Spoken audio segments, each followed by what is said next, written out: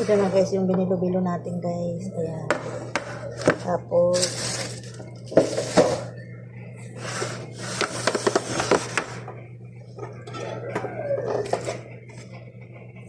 lagyan na natin dito. Gawin natin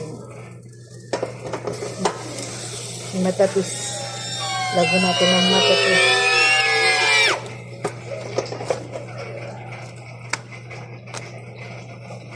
Ayan guys.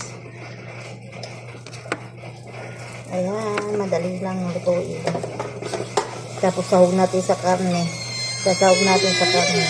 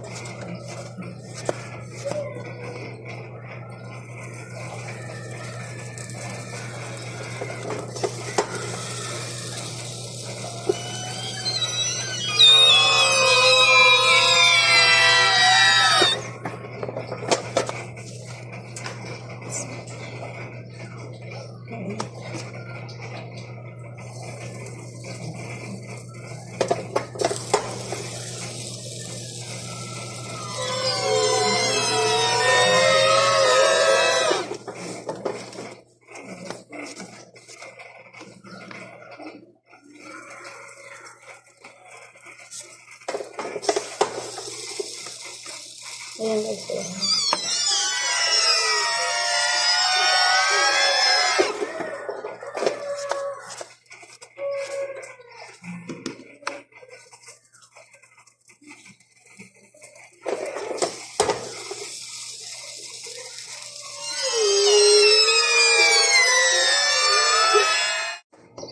Ang kalabasan ng ating niluto. Ang ating matatis. Ayan, salamat na rin po sa panonood. Don't forget like and subscribe. At mag-iwan lang kayo ng comment kung anong masasabi niyo sa aking video for today guys. Ng aking matatis. Ayan, isa na lang kasi last na yan. Dapat mainit talaga ang kwan.